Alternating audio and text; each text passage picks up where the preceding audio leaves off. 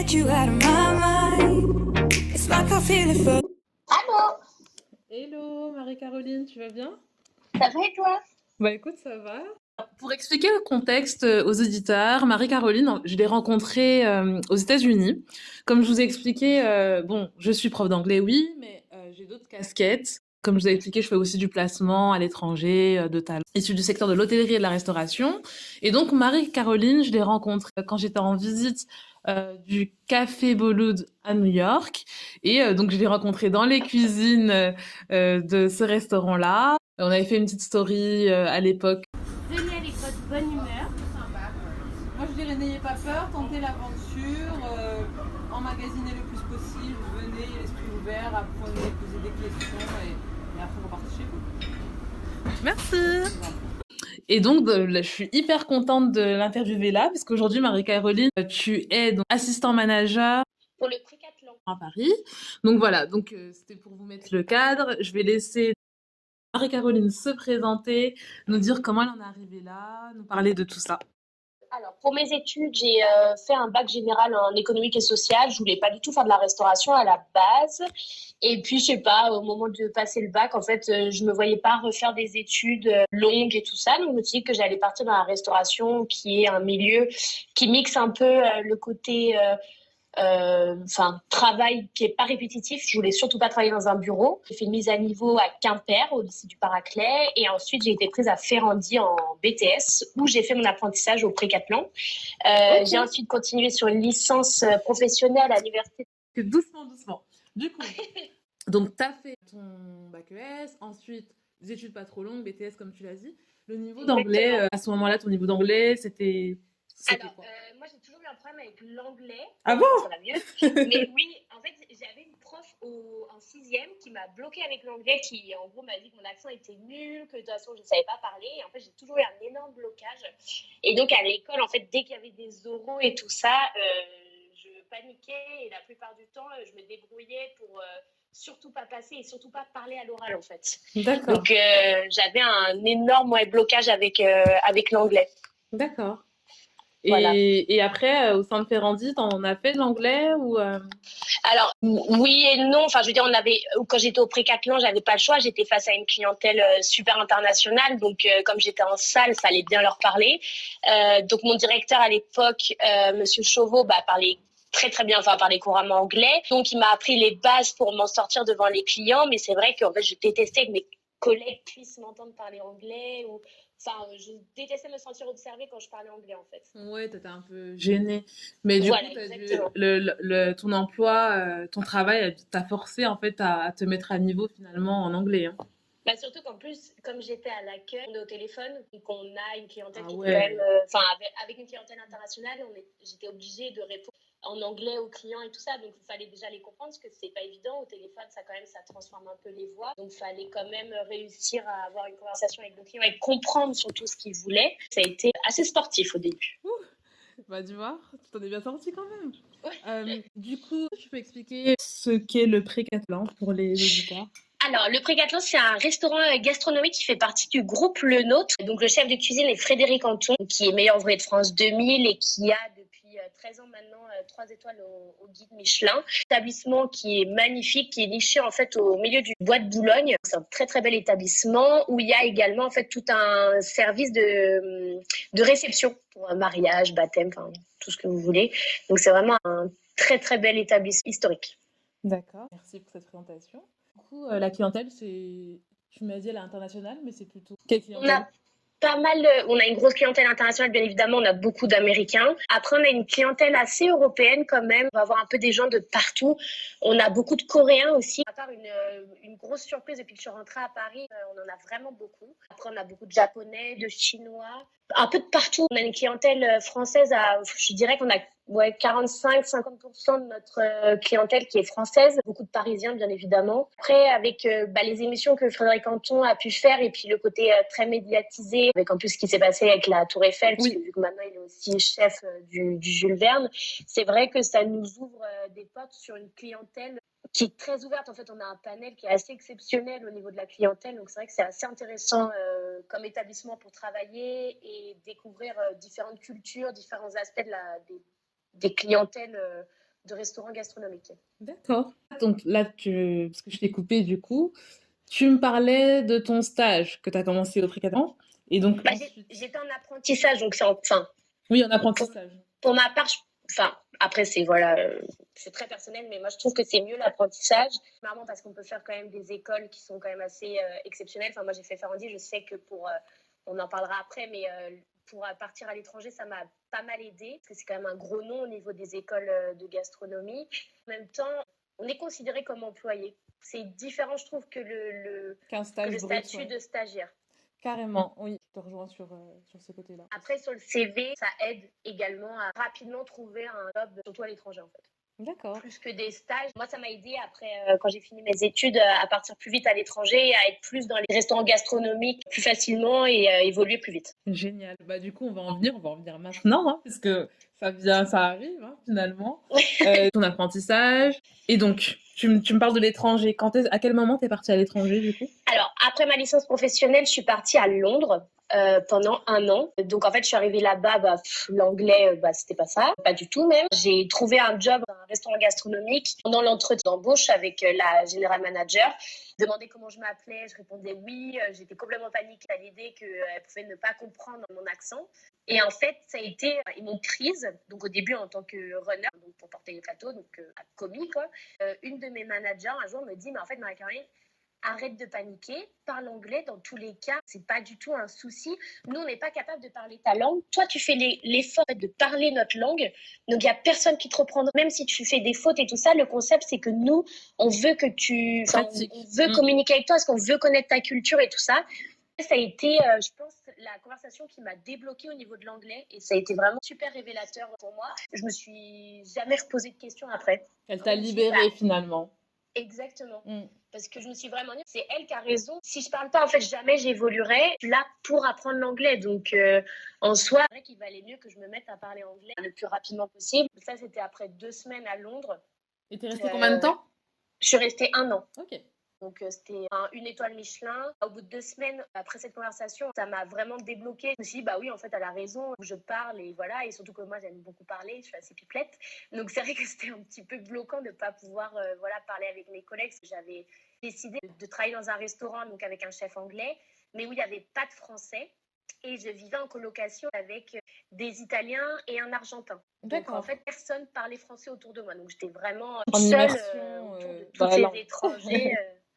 Donc, c'est vrai que j'avais vraiment envie d'avoir une belle expérience. Cette conversation avec ma manager m'a vraiment aidée à me débloquer au niveau de l'anglais et à me dire que si je voulais vivre à fond cette expérience, et surtout j'étais venue pour l'anglais pour pouvoir évoluer ensuite dans ma carrière, fallait vraiment que je m'y mette et que je n'ai pas peur et voilà, et tout le monde a débuté un jour. Et comment t'as trouvé ton emploi Alors, moi, j'étais sur le groupe Facebook, je crois que ça s'appelle les Frenchies à Londres. D'accord. Et c'est comme ça que t'as trouvé. C'était une serveuse qui a eu un peu le même parcours que moi au niveau des études et tout ça, et qui recherchait quelqu'un de qualifié qui venait d'étoiler. D'accord. Parce que c'était important pour eux d'avoir une personne française en service qui venait avec son savoir-faire pour apprendre. Parce qu'il faut savoir qu'à Londres, il y a des gens de tous les pays du monde presque, enfin surtout d'Europe. Et c'est vrai qu'il y a beaucoup de gens qui font ça par dépit, parce qu'il y a une partie qui est payée au pourboire comme aux États-Unis. Et donc, c'est plutôt bien payé. Et comme il y a beaucoup de gens qui viennent apprendre l'anglais à Londres, ça leur permet de réussir à gagner quand même correctement leur vie tout en apprenant la langue. On demande à une personne, parce que là, ce qui est étonnant, remarquable, c'est que tu parlais pas du tout la langue, donc tu t'es lancée, tu es allée travailler dans un établissement quand même étoilé, donc ça veut dire que c'est possible finalement. Tu me dis qu'à l'entretien, elle te demande comment tu t'appelles, tu as répondu yes quand même. Oui. Donc c'est vraiment c'est exceptionnel, ce qui t'est arrivé, c'est exceptionnel quand même. Non, mais c'est vrai qu'en fait, c'était très marrant parce que je suis toujours en contact avec cette manager et elle est venue me voir quand je travaillais à New York. Et en fait, elle me disait, c'est trop marrant parce qu'elle me dit, je te revois à l'entretien me dire yes, yes, yes à toutes les questions. Je me disais, mais je comprends rien à ce que je lui raconte. Et en fait, je comprenais, mais je sais pas, j'avais tellement peur de faire des erreurs de grammaire, des erreurs de syntaxe et tout. Je voulais surtout pas parler pour être sûre qu'elle se moque pas de moi. Oui. Et surtout pas avoir peur. Personne vous juge. Enfin, moi, on m'a jamais reprise sur mon anglais. Et même si aujourd'hui je parle très très bien, je fais encore des fautes parce que voilà, c'est pas ma langue maternelle Tu l'as appris sur le terrain, quoi. Exactement. Donc c'est encore différent. Mais c'est génial. Et donc de là, après 1 an, au niveau d'anglais, tu le sens comment? Alors après 1 an, alors faut savoir que j'ai évolué très vite dans ce restaurant parce qu'en fait en 1 mois et demi j'étais maître d'hôtel, alors que je suis arrivée runner, donc est-ce que tu c'est allé peux très très vite. et je te coupe 1 minute. Est-ce que tu peux expliquer la hiérarchie dans le secteur de Alors, la restauration? Parce que les auditeurs, bien évidemment, il y en a qui sont issus de ce secteur-là, mais pas tous. Donc juste d'accord. pour remettre le Alors, contexte. dans la restauration, il y a différents postes. Donc il y a runner, enfin ce qu'on appelle commis, donc qui porte les plateaux, qui débarrasse tout ça. Après il y a chef de rang, donc qui est en charge de certaines tables du restaurant, qui va qui va mettre les couverts sur table, qui va servir l'eau. Enfin après ça dépend des restaurants, mais nous c'était comme ça à Londres. Et après il y a les maîtres d'hôtel qui prennent les commandes et qui gèrent en fait Les chefs de rang. un peu le feedback des clients et tout ça, qui expliquent les plats, enfin voilà, qui est manager en fait d'une partie du restaurant. Donc c'est vrai qu'en 1 mois et demi, j'avais pris pas mal d'échelons. Pas mal, voilà, exactement, en très peu de temps. Et mon anglais était pourtant toujours vraiment pas top top. Hein.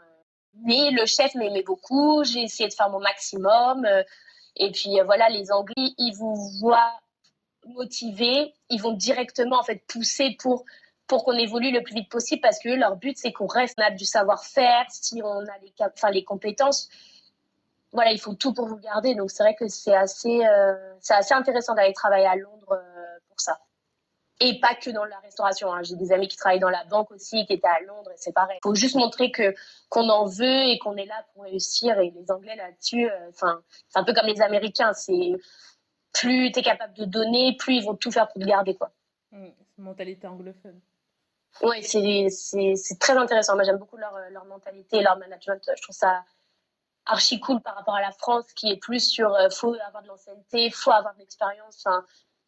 Ce qui est parfois un peu dommage, je trouve. C'est vrai. Et ensuite, qu'est-ce qui s'est passé? Ensuite, je suis rentrée en France. J'ai travaillé avec des amis qui ouvraient un restaurant et qui voulaient faire un restaurant étoilé. C'était un couple, mais donc lui était chef et elle était en salle, mais elle n'avait jamais fait en fait de restauration de sa vie. Donc je l'ai formée pas mal sur tout le service en salle et tout ça. C'était super cool. C'était un petit restaurant, mais maintenant je suis trop contente pour eux. Ils ont une étoile Michelin. Ils ont un restaurant qui est plus grand. Enfin, ils ont racheté un établissement, ça s'appelle l'Arcane. Vous pouvez aller voir, c'est super sympa comme restaurant, c'est très très bon. Et ensuite, je suis partie à New York. Ok. T'es partie comment? Est-ce que t'as candidaté? Est-ce que t'es passée par des réseaux aussi? Alors, après, c'était facile parce que pour avoir travaillé pendant 3 ans avec Frédéric Anton, il avait beaucoup de contacts, tout ça. J'avais des amis qui sont chefs et tout ça, donc c'était plus facile de réussir à rentrer en contact avec Daniel Boulu. Et en fait, ce qui s'est passé, c'est que le CIRA, donc qui est un énorme salon de la gastronomie à Lyon, pendant ce salon, il y a le Bocuse d'Or, donc un peu la consécration pour les cuisiniers qui se passe. Et en fait, cette année-là, les États-Unis gagnent. Et en fait, je ne sais pas comment j'ai réussi à faire mon truc, mais en fait, j'ai réussi à passer avec les journalistes pour être juste devant la scène. Et en fait, je me suis retrouvée à côté de Daniel Boulu pour la remise en fait du titre de Bocuse d'Or en fait, pour les États-Unis. Et en gros, en fait, ça s'est un peu passé comme ça. Après, j'avais d'autres contacts qui ont passé mon CV, tout ça, et en fait comme ça que ça s'est fait. Après, c'est un peu provoquer la chance aussi, mais voilà, ça a été tout un système de connaissances et essayer de faire marcher un peu le réseau pour réussir en fait à aller travailler pour lui à New York. Et donc arrivé à New York, comment ça se passe pour toi, de ton installation, ton départ? Quand je suis arrivée à New York, j'avais trouvé en fait pareil, en fait, c'était le même concept sur Facebook qu'à Londres. Ça s'appelait les Frenchies à New York. Super groupe. Alors, pour tous ceux qui partent à New York, pour le coup, là, ça vaut vraiment le coup pour les sorties déjà. Bon, après, si vous voulez rester entre Français, chacun son truc. Mais je trouve que c'est vraiment un très bon groupe. Pareil, pour racheter des meubles, des lits, tout ça. Pour les appartements. Pour trouver des appartements. carrément. Pour trouver un job, un stage ou quoi Je que ce soit. valide. Enfin, franchement, c'est super cool comme groupe. Et donc, j'avais trouvé donc une sorte de Airbnb à Harlem. C'était très bien situé, donc pour aller au boulot, c'était parfait. Donc, on est resté. C'est marrant parce que j'ai interviewé donc Oui, Pierre Pierre. Oui. qui m'a dit aussi qui a démarré à Harlem. Donc je sais pas si toi t'es resté, mais bon tu vas nous Alors, moi, expliquer je tout suis ça. pas restée non plus. J'étais à Harlem, mais collée en fait presque à Central Park. Donc, ça allait, c'est le Harlem assez sympa. Le Harlem UP. Voilà, donc ça allait. Ensuite, j'ai cherché un appartement et j'en ai trouvé un au bout de la rue de là où je travaillais, donc dans l'Upper East Side, donc à l'est de Manhattan, qui était archi cool. C'était vraiment bien. Bon, après, j'étais en coloc parce que les loyers à New York sont quand même assez chers. J'ai eu beaucoup de chance parce que j'ai trouvé un appartement qui était dingue au bout de de la rue où je travaillais. Donc, Est-ce que tu peux donner un chiffre du loyer pour que les personnes elles se alors rendent compte? nous, en tout compris, avec Internet, l'électricité, le gaz, l'eau, le loyer, enfin tout ça, on payait $2500. Voilà, hein. Donc Et ça on va quand avait même. à peu près 40 mètres carrés, quelque chose comme ça. Ah en Mais avec tout, mais vue sur les... en tout tout. Ouais, Vous étiez combien? on était deux. Ok. Cool, en plus on avait un petit rooftop. C'était pas un rooftop officiel, mais on passait pas mal de temps dessus et non, c'était archi cool. Puis en plein milieu de la ville, le genre d'appartement qu'on... le Paris Side, c'est là où vivent, pour donner un exemple, Serena et Blair dans Gossip Girl. Voilà, donc c'est le Manhattan un peu huppé, assez sympa. Ah, tu vas donner envie d'y aller à tout le monde. Et donc comment tu as vécu ton expérience? Donc la clientèle là-bas, elle est plutôt... Alors, je suis arrivée à New York, j'ai été un peu perdue parce que c'est pas du tout le même accent qu'en Angleterre. Oui. Donc, j'ai pris 2 semaines à peu près à m'habituer. Franchement, moi, je recommande à tout le monde New York. C'est dingue. Déjà, il y a plein de choses à faire. Ça bouge tout le temps. Travailler là-bas, c'est super cool parce que c'est le management à l'américaine, donc c'est assez cool. On écoute beaucoup en fait les employés et tout ça. Moi, j'étais dans la restauration, pas en cuisine, mais en salle. On a un fixe qui est très bas. En fait, on a un contrat, par exemple, on doit faire à peu près 40 heures par semaine, mais si on fait moins, en fait, on fait moins. En fonction de la fréquentation finalement. Ouais, voilà. Et après, ce qui est bien, c'est que une grosse partie du salaire, je pense que ça représente à peu près 75% du salaire, les pourboires. Tu pourrais donner un chiffre ou c'est confidentiel? Je dirais que une petite semaine, c'était 1300, $1400. Une petite semaine. Hein. Donc, j'ai déjà vu au dingue, moment de Noël des semaines. Bon, après, j'avais fait des extras et tout ça à côté où je suis montée à plus de $3000 la semaine. Ouais. Ouais. Voilà. Donc, c'est vrai que c'est un peu compliqué de donner une moyenne parce que ça dépend vraiment. Pour nous, il y a une grosse saison, on va dire. Après, c'est surtout au moment à partir de Thanksgiving. Donc, on va dire à peu près de octobre à mi-janvier. Là, c'est la grosse saison. C'est impossible de prendre des vacances. On est tout le temps complet et ça n'arrête jamais. Faut savoir que au moment de Noël, on a une grosse clientèle à New York d'Européens. Parce qu'en fait, c'est tellement un rêve de venir vivre Noël une fois dans sa vie à New York. Et je reconnais que c'est vraiment dingue, surtout que la plupart du temps, il neige. Donc, c'est vraiment très, très beau. Donc, c'est impossible d'avoir des vacances. Mais ça vaut le coup, parce qu'après, t'en profites après derrière de tout cet argent ramassé. Tu fais pas mal de voyages. Après, moi, j'ai visité les États-Unis. J'ai fait à la fin, parce que j'ai fait 2 ans là-bas, j'ai fait un road trip de 1 mois avec ma coloc qui était suisse. On a fait un road trip de 1 mois en Californie. On a commencé à San Francisco et on a fini notre road trip à Las Vegas et c'était dingue, quoi. Waouh. Donne envie à tous ces auditeurs de partir. Ouais. Non, c'est vrai qu'après, c'est super cool parce qu'on a quand même si on travaille pas mal quand même, on a quand même du temps pour soi. Donc, c'est vrai que assez cool. Moi, j'ai eu de la chance de travailler pour Daniel Boulu, qui est un chef qui est très proche de ses équipes. J'ai vraiment beaucoup aimé travailler pour lui. On voit aujourd'hui des gens parfois, manger chez lui ou au moins aller dans les épiceries Boulu pour voir un peu en fait les produits français aux États-Unis parce que c'est vrai que c'est pas pareil, c'est marrant. Par exemple, Daniel Boulu a plusieurs restaurants sur New York et aux États-Unis. Il en a même au Canada et tout ça. Donc, c'est vrai que c'est sympa. Même à Londres, il y a un établissement de Daniel Boulu. Mais en fait, il y a des épiceries Boulu à New York et en fait, c'est rigolo parce qu'ils vendent des sandwichs jambon beurre à $10. Donc, c'est vrai que les Américains en raffolent. C'est vraiment marrant parce qu'ils arrivent en France et ils voient que ça coûte, même à Paris, quand c'est hors de prix, c'est 4 € et ils sont là, mais on comprend pas. Oui, c'est la rareté du produit qui fait son prix. Hein. Non, mais c'est vrai qu'après, c'est rigolo pour les ventes, bien garder son accent français surtout. C'est Ça, c'est c'est la clé du succès. c'est la clé du succès. Ah, c'est marrant, c'est ce que disait Jeanne. J'ai interviewé, elle est à Singapour. Elle dit que bah, son accent anglais, c'est sa force. Son accent français, pardon, est sa force. Le charme, les entretiens, c'est vendeur finalement. Ce C'est ri- pourquoi en complexe est vendeur. c'est vrai que c'est rigolo parce qu'en fait, bah là, depuis que je suis revenue au Pré-Catalan, je travaille avec des gens qui n'ont pas eu la chance, par exemple, de travailler à l'étranger.